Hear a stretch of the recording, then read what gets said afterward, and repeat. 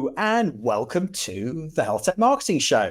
This is a second live episode. We did one with Mike Milliard from HIMSS a few weeks ago. And so doing another one with another really super smart guy who I'll introduce in a second. So if you're watching this live and you want to subscribe to the podcast, you can find us on Apple or Spotify, whatever your favorite podcast application is.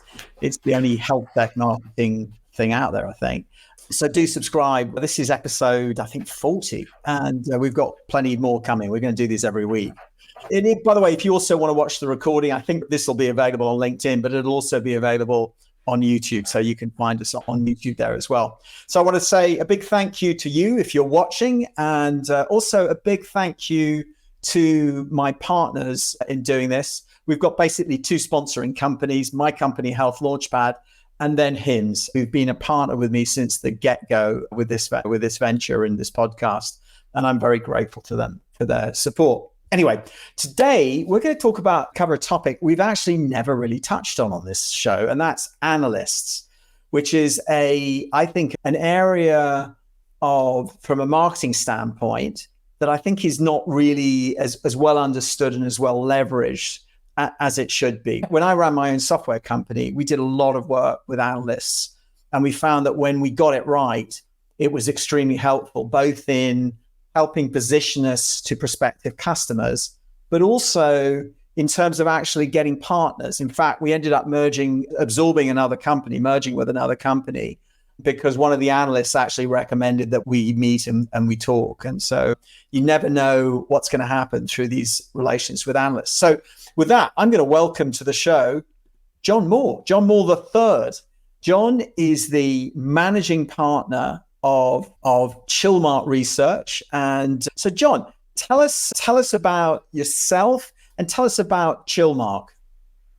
Yeah, gladly. So I was originally a bench scientist back when I first graduated out of college. I wanted to go for a PhD to get into psychiatric medication development. I realized after working in the lab for a few years that I did not want to continue doing that under somebody else's guidance. And I scrapped those plans for a PhD and kind of shifted into the business side, understanding the business side of biotech and life sciences. From there, I kind of embedded myself in the Boston healthcare innovation community and started getting a little bit more familiar with the healthcare IT space. My father had founded Chilmark Research back in 2007 when I graduated from college, and I had done everything in my power to try to avoid ending up working with him or in the same field as him, because I was just like, I don't want to work with you. Like, you're my dad, I love you, but I don't want to. I love you, Dad. That. Yeah.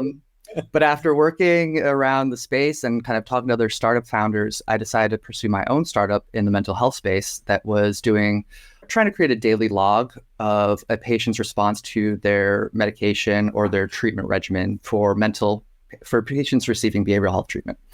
And I thought that this was a way to have the broad impact that I wanted to be able to have, and to actually identify some of the patterns and behavior that I grew up witnessing with family members and loved ones that were just very indicative of their state of mind. And this really opened up the doors to me around what was possible with health IT at a much broader population health level scale, which is really what my goal always was, to have some kind of a population level impact.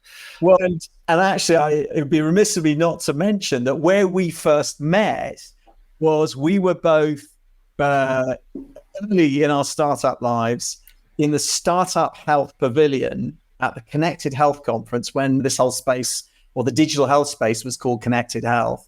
Back in, I think, 2014, I think it was, at the Gaylord in Washington, D.C. And I remember you very well, and I remember your startup. And then I saw you when you joined. I think you rejoined up with your father in the last 5 or 10 years. And I remember saying, I remember that guy. Yeah. So what I was doing the startup, we were bootstrapped, and I started working for Chilmark part-time. I was doing competitive intelligence on the mobile health space already. So I was doing the mHealth coverage for Chilmark back when mHealth was one of the key buzzwords going around. And this was, you're right, that's where we met. Yeah, we met at the mHealth. Right. Yeah, the mHealth conference at the Gaylord in DC. Yeah. Was that the year that it snowed and they almost shut down the whole city? Was that year? I don't remember. I don't think so, no. Because there's one year where I went down to the Health Symposium, and yeah, they got like an inch of snow, and they just did not know how to deal with that. Indeed, the whole city shut down. It was almost as bad as down here in Texas, right? Yeah, right. Well, there you go. Yeah, that's the other thing that was in common is we both have ended up migrating to Austin. Yeah, exactly. And so I did this mobile health startup. It didn't end up panning out for a number of reasons. We were too early to market. I was a first-time entrepreneur. Our team was relatively unproven. So there were a lot of things that were hurdles, but I was able to bring us through a couple of startup accelerators. And so all that experience helped me build my network, helped me really understand the breadth of the opportunity around healthcare IT. And when the startup didn't work out, I joined Chilmark full time. I started as an analyst, and I've worked my way through basically every role in the company, and now I'm the managing partner. And so Chilmark, what we do here is that we are an industry analyst firm focused exclusively on the healthcare IT space. And we choose to focus on the technologies that we believe are going to be transformational to the actual experience of care, whether that be a patient or a provider or some other kind of a clinician. So what are the technologies that are actually going to significantly impact and modernize the way that we deliver care in America? And really focused on that better experience, better kind of workflows, understanding population health, understanding the data that's coming in and being able to do all the analytics on that. And we kind of cut our teeth or got known around the interoperability space back when HIEs were first really coming to market. And that's what we really got known for. And of course, because interoperability is so fundamental to the exchange of data and the actual accessibility of data, it was really easy for us to then get into the other areas of data management and data informatics in healthcare. Yeah. So we do syndicated research reports, and then we also do custom work. So we help people with thought leadership development. We do, on the backside, we do strategy projects, go-to-market strategy, messaging, competitive positioning, build by partner projects. And then in our syndicated research, we focus on the technologies that are typically kind of confusing, or people are using a lot of the same terminology in different ways. And we see it as our role to sort the signal to noise. So really get that signal out of all the marketing noise and to help people navigate what's really happening in the industry. So if I could, so the two other firms that a lot of people are going to be familiar with in the space, one is Class and one is Gartner. So my sense is that, I mean, Class is known for the way that they benchmark the vendors against each other based on customer feedback. That's their kind of secret sauce. Gartner tends to be a sort of a much broader analyst firm, and they cover every single technology. So my sense is kind of like it seems to me like if I was to kind of explain what you do, and correct me if I'm wrong, it sounds like you're a Gartner that only does healthcare in the sense that you do in the services that you offer. Yeah, very similar in a lot of ways. Yeah, we go a little bit deeper than the public stuff that Gartner puts out. Gartner does a lot more of the deeper dives on the private customer side in their conversations. That's one of the big values that people get out of the Gartner relationships. Our reports tend to go very deep into technology. Got it. Okay. So the analyst space has a bit of there are some misconceptions about it. I find that I actually have always been a big believer in the role of analysts, and I get the value. But it's like the thing that sort of people say, oh, it's just a racket. And I just think I've never thought that's fair, but would love to kind of get you to sort of talk about the role that analysts play and how technology vendors, particularly marketers who are listening to this, should think about the value that analysts can bring and what some of the misconceptions are. Clear those up.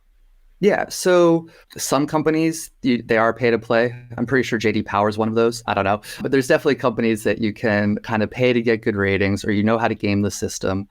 But you need to kind of have your guard up and just understand when you're working with that analyst firm, kind of tease out how they operate. One of the ways that you know that we're not doing that pay to play is that we don't actually charge to be included in any of our reports. If we reach out to you for a briefing, it's because we think that you deserve to be included because you're either doing something innovative or you're a big enough player that people are really going to want to know what you're doing in that space. So we don't charge on the front end to actually develop the research and to include you in that. We only charge to actually buy the research or do a custom project with us. So that's one way that you can tease out whether or not it's pay to play if you have to actually pay to get in. That said, we do have stronger relationships and understand products better with the companies that we do have an ongoing relationship with, just because we are having consistent discussions with them and we're kept up to date on any new developments on their product and capabilities. So there is something to be said for actually paying to have an ongoing relationship with an analyst firm, but I would never advise paying just to be included in a research report.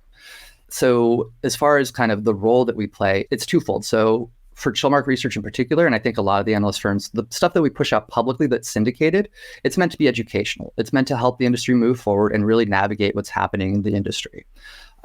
So that's really what we see our role as. And even when we do commission thought leadership work, we always frame it to be educational first and not biased, really leaning towards what that vendor is pushing. We'll let them pitch if it's a sponsored thing, but we really focus on them educating users and buyers about what they have seen with their own customers and what they're seeing and the trends that they have from that macro view of, pushing a product out.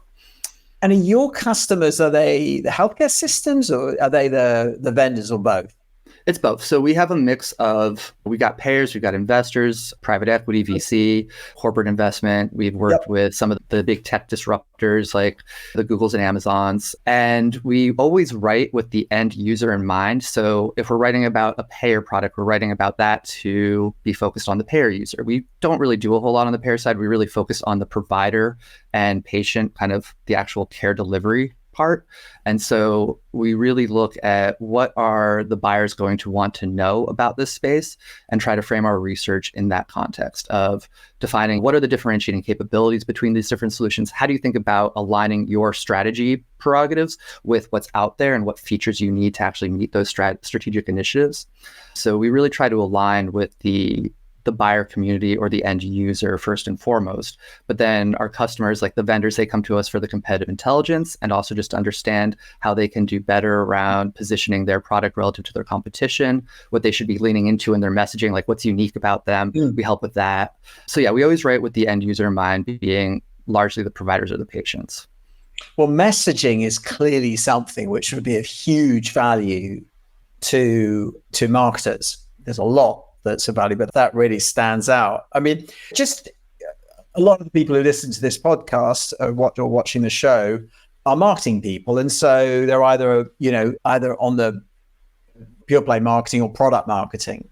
What should they, in terms of how they work with an analyst firm, what should they be thinking about? What does best practice look like?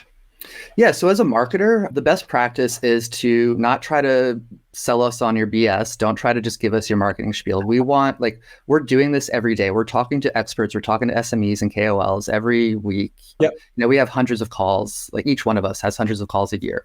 So just being given a pitch, like that's not going to resonate with us. We need to know what's actually happening. Like get us a product person, get us somebody that can speak to the meat of what the company's strategy is and how you're thinking about the future of what technology it is that you're bringing to market. So not just what you have today, but what is your roadmap going forward? How do you view the future? At least that's how it is for us.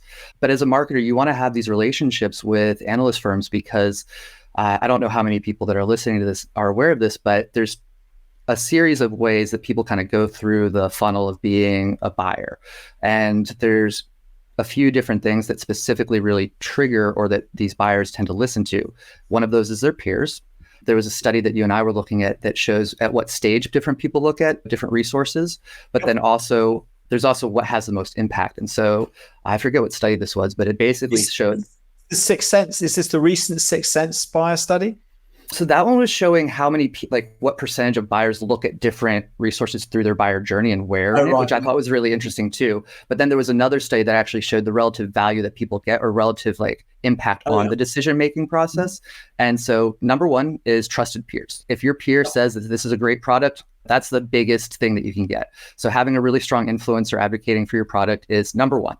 Number two is analyst firms. So analyst firms, objective third parties that are trusted by the buyer are the second highest impact way to actually make a buyer decide one way or the other. So having strong analyst relationships so that they know to write about you when they are actually developing research on a certain topic, and they know to include you in that research in a way that actually accurately reflects what you're bringing to market, that can be really valuable to the buyer journey. I see. No, that makes real sense. So you've used the word relationships, and I do think that it's probably more so than almost any other aspect of marketing and communications, maybe even more so than PR, frankly. It is about relationships. It's a lot less transactional. So, how do you give me some good examples of marketing folks who've done a really good job? You don't have to name names, but sort of what have they done that has fostered a good working relationship with you, where you trust them and they trust you, and it works well for all parties? Yeah, I mean, part of that is just having long-standing relationships with people and getting to the right executives within organizations that are going to be there for a while. One of the issues as analysts is that you build relationships with people at one company and just the corporate churn, you lose that contact there and you have to go and hunt down somebody else that's at that level. But there is something to be said for maintaining a consistent relationship with specific executives that can keep you updated and apprised of what's really going on. And then I'm blanking on what my other point was. Could you repeat the question real quick? The question was about building relationships. Who's done a good, who's done a good job? What's best practice look like? And then how does that manifest itself? So honesty and also understanding what the role of an analyst is, which is to be, I mean, if we're good actors, it's to be a truth teller. So understanding that, like when we do our research, we will send out our vendor profiles before we go to press for fact checking. We don't want people to do editorial commentary on what we're writing about them. We don't let them actually edit what we're saying about the company unless it's factually incorrect. So appreciating what our role is and really kind of validating that we are experts in this field and we're not going to let you massage what we say too much to like fit your marketing spiel. That's one thing. We had a big player in the space who one time got really pissed because we were talking about their product being a roll-up of other products. And they didn't want us to mention any of the products that they had acquired in the last year that were part of this offering. And we were just like, no, we're still going to mention that because that's core to your offering. And they ended their relationship with us. We haven't had a relationship with them in almost a decade because of that. It was absurd. On the contrary, it's absurd because the buyers know it. They watch this thing. It's like they watching companies get rolled up, and they know who the companies are, the bigger roll-up companies, and who are the ones that build everything. Yeah. It's like it's like you're actually if that's is that what you do? And I sold my company to a company like that, and I think honestly, is that like any buyer. Just tell me how you're integrating it. What does it look like? What does it not look like? Exactly. It's not properly integrated. That might be okay, but just tell me the truth. Don't try to don't try to BS us. Exactly. It was silly. And then contrast that to another company that we had a really good long-term relationship with. They're still a client of ours. Their CEO, from one year to the next, we changed our evaluation criteria for the specific framing of analytics, and their score dropped. They were a top performer one year, and then they were in the middle of the pack the next year. And they're kind of upset about that. They raised their grievances with us, but the CEO understood why we did that. And he ended up sharing the report with his entire company and said, listen, we need to think about it this way now because this is where the market's going. Yeah. So that's just a really good example of a good, strong client relationship. In general, it's just keeping the doors open, making sure it's not too difficult for us to get access to somebody when we do need to talk to somebody about our research, but then also reaching out to us when you have some new exciting news and just keeping us in the loop for that. I've got firsthand experience of exactly what you're talking about. So when I ran my software company, which was in clinical communication, so we competed with companies like Tiger Connect and Perfect Serve, and companies like that. And we were really not well capitalized. We hadn't been particularly successful in raising money. And early on, like in the first few years, we had a product which was very competitive. But as the market evolved, we started to fall behind. And we actually saw that come up. What we could see in the annual class report was how we was stacking up against the better capitalized companies. Mm-hmm. And in the end, we just basically came to the conclusion that if we either needed to go raise $20 million so that we could scale up the products and scale up our sales force, or we needed to get out of the market. And in fact, that's the conclusion that we came to. Like the board was pretty clear with us, like, hey, you're not going to be able to raise that money. And so we just need to, we need to move on. And that forced the decision. And you know what, in retrospect, it was absolutely the right decision because analysts reports, I think, shone a lot light on that. Let's switch gears. I want to talk about technologies that you're watching. So what are some of the things that you're looking at that you're really excited about and that you're focused on? Okay, so we were talking about this a little bit pre-show, but you know that I was on a debate thing yesterday, a healthcare fight club event yesterday, which was a lot of fun. And we were talking about AI. So of course, everybody's talking about AI today and what that means in healthcare, how it's going to be kind of coming into healthcare. So that's one topic we're covering. One of our analysts, Jody Rank, he's an expert in this area. He's been covering AI for us since 2018-19. era. So well before we had this big blow up of mass consumer AI, the early days of kind of AI for operations. So AI is one area. Yep. Real world data is something that I'm particularly focused on. I'm doing a research project on that right now. The solutions are delivering real world data tools to actually generate real world evidence. So we're looking at that through the life science lens, through the performance improvement lens, as well as just kind of the population health management side of things. So real world data, that takes me back to my science days, to my bench days. So it aligns well there. Hospital at home, remote patient monitoring, that's another area that we've been following. There's a lot of buzz around hospital at home right now. And we did a report on that last year that we're going to be following up on. Patient engagement, that's a big area.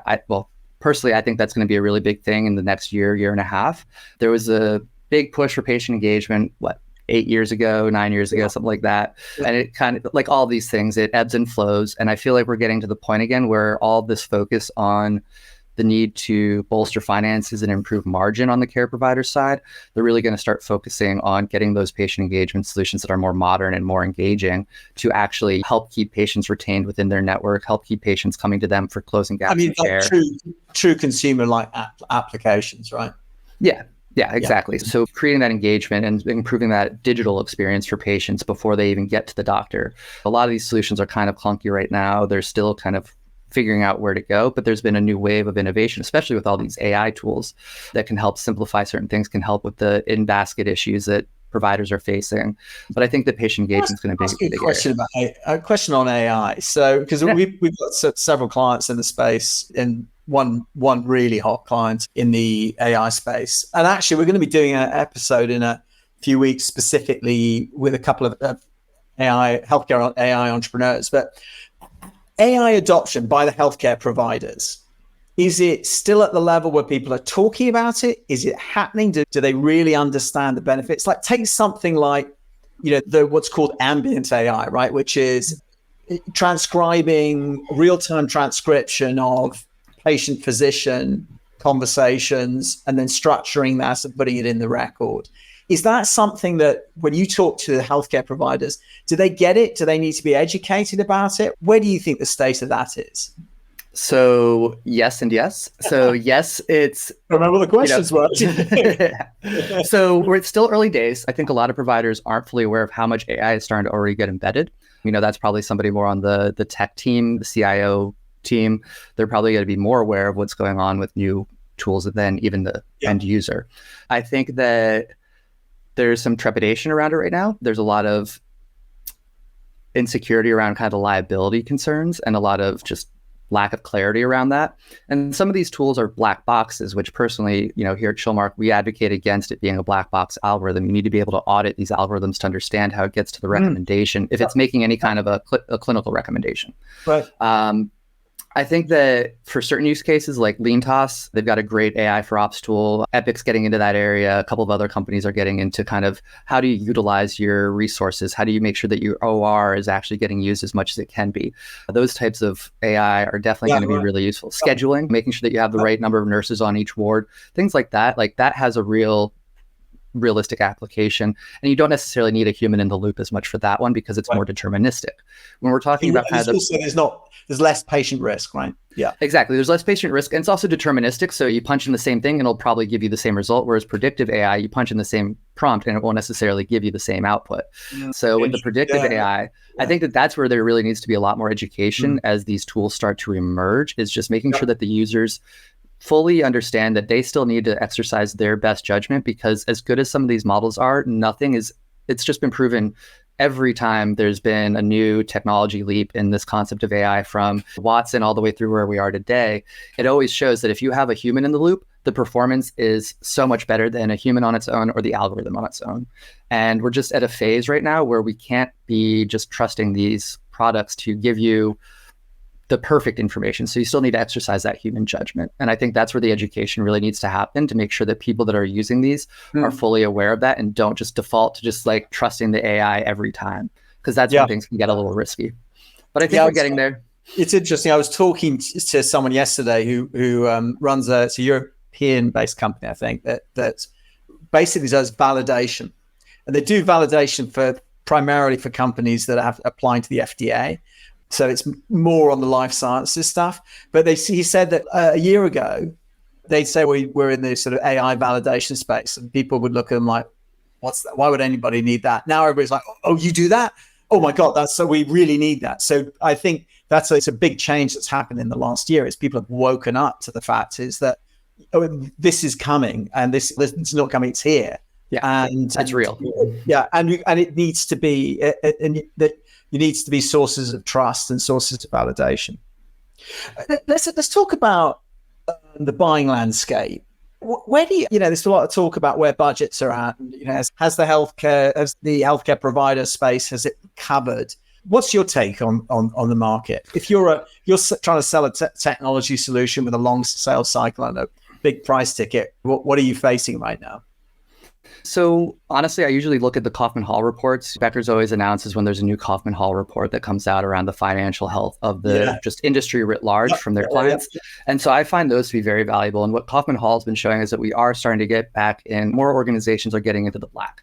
That said, there's still this massive shift that's happening in the economics of care. And we're seeing a lot of companies that aren't as well positioned as some of the more well-financed ones that have been able to shift faster.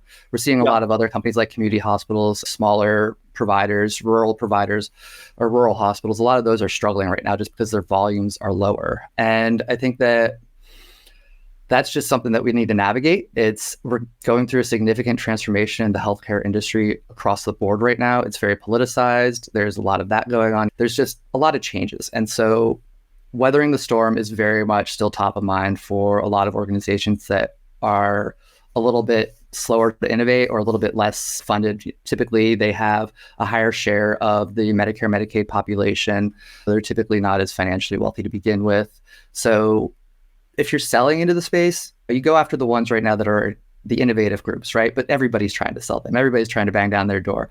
So anybody that's developing a new product really needs to show what is the ROI and the value that you're going to get from that investment. I've been working on a project recently called the Health Impact Project, where we're digging into this kind of ROI concept for healthcare IT because it's been so hard to determine over the last 15 years since the HITECH Act was passed. It's been really hard to evaluate a true ROI. And because when we're talking about healthcare, there's the financial imperative of a business, and then there's the moral imperative of being a care provider. And so you need to balance the ROI from a financial perspective with the actual value that you're getting as a patient or as a provider from that technology. So it can't be purely financial, but with the financial pressure that organizations are under, you have to show that there is some kind of a financial upside to using this investment. It's not just going to be a drain on your resources. Like in theory, a lot of EHRs are a drain right now, right?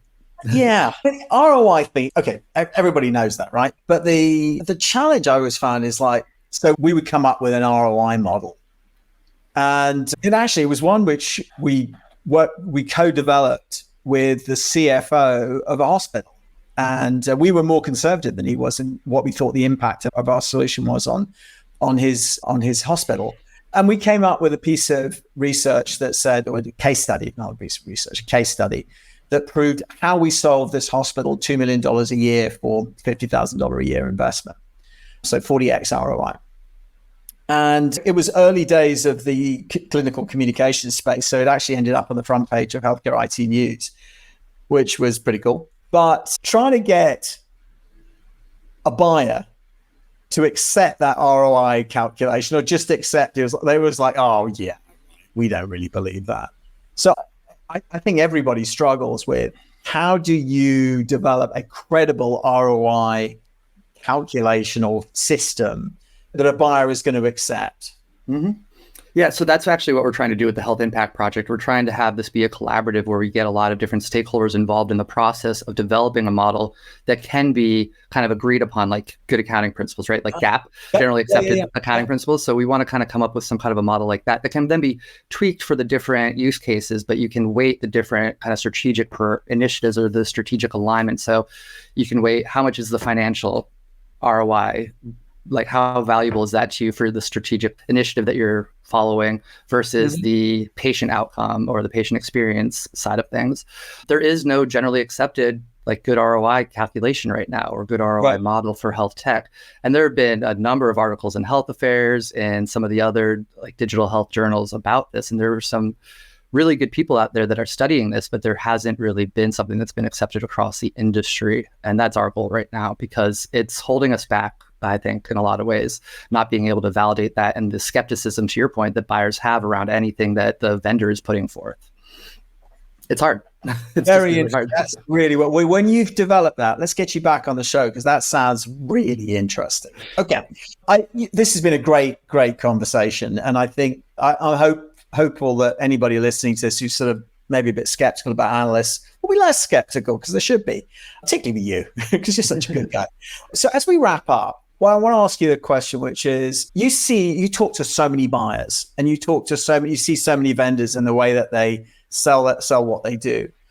What's like one piece of advice that you might give a marketer in terms of how they're thinking about marketing this year? That would be something, and this could be outside of the analyst space, of sort of like, could be events, could be demand generation, could be PR. That you say, one of the dumb mistakes I see people do is this, and if I was them, I would do that. There's a couple of different things I could say, but one thing that's a big pet peeve is getting too caught up in the buzzword frenzy. Just throwing buzzwords around gets kind of meaningless at a certain point. So really having something to speak to that's substantive is what buyers and analysts want to see. Like, we want to hear real stories. We want to hear success stories from other clients. We want to hear how your tool is being used today. And like I said earlier, what's your future vision for this set of technology? If you don't have a future vision, we don't really want to talk to you, because we don't think you'll be around for another 5-10 years. That's not entirely true. If you're doing something interesting, we'll still want to talk to you. But as a general rule, like, have a real vision for where you're going with something. So be authentic, have evidence of what you do, and have a clear vision and how you're going to deliver on that vision. Essentially, that's just like, have that. That's the story. Okay. And that's right. Have a story. I guess that's the easiest way to wrap it up. It's just like, have a really good story about what you're doing. Don't just try to hit all the buzzwords that everybody else is using, because then you're just one of the other many dozens of companies that are using those phrases right now. Yeah, I think it's very good, because it's one of the most important resources that any marketer or any company has is their website. So if their website doesn't make that clear, and frankly, a lot of websites, probably most websites, don't make that clear, then they're really missing a trick. And I don't think that I think marketers know this, but I don't necessarily know that the CEOs really get this of these health tech companies, that how important the website is, and how the buyers want to self-serve. And so, and they're going to self-serve on the website. They're going to self-serve by talking to you. They're going to self-serve by talking to their peers. And so making sure that information is clear and in the right place so that they can actually find it themselves is so important. Yeah, agreed. Right. And I also want to just throw in, as part of that story, having some thought leadership. And I mean, this is something that's fairly self-serving, because we can help with that. But just in general, like, have a thought leadership plan. Like, actually be out there, becoming known for being an expert in a specific area related to your technology. Like, really get ahead of that so that people see you as a validated leader in that area. So, John, if anybody wants to get in touch with you for whatever reason, what's the best way to get in touch with you? So you can reach out to me on email or LinkedIn. Honestly, LinkedIn's probably better, because there's a little bit less noise for me on LinkedIn. So I'm there. And then my email address is john3@chilmarkresearch.com. And that's Chilmark with one L. The company was named after the town Chilmark in Martha's Vineyard. I know it well. I've actually said we had that conversation. That's right. But yeah, we're not chill like CHILL. It's one L. Wow. So. Yeah. I think Chilmark was actually where in the film Jaws, that's where Quint was. I think that's where he kept his boat. I think it was in Menemsha, which is part of Chilmark. Oh, it was in Menemsha. You're right. Yeah. Exactly. Yeah. Okay. Great. Okay. So it's John with an H, 3 at chilmarkresearch.com, Chilmark with one L, or John Moore III on LinkedIn. Great. Well, John, thank you so much. Great conversation. Really appreciate it. And with that, I'll take you off stage so I can wrap things up here. My pleasure, Adam. So thank you all for listening. Not sure who's out there watching this. Never know with a LinkedIn Live. And if you're listening to this, let me know what you think. Let me know if you've got ideas for new shows. Again, if you're listening to this and you want to watch it, we have a YouTube channel. Just go on YouTube and search the Health Tech Marketing Show. Or if you've just got this randomly and on LinkedIn or whatever, and you want to actually subscribe to this, Apple, Spotify, whatever your favorite podcast app, Health Tech Marketing Show. So with that, I will bid you adieu and look forward to seeing you on the next episode. Goodbye, everybody.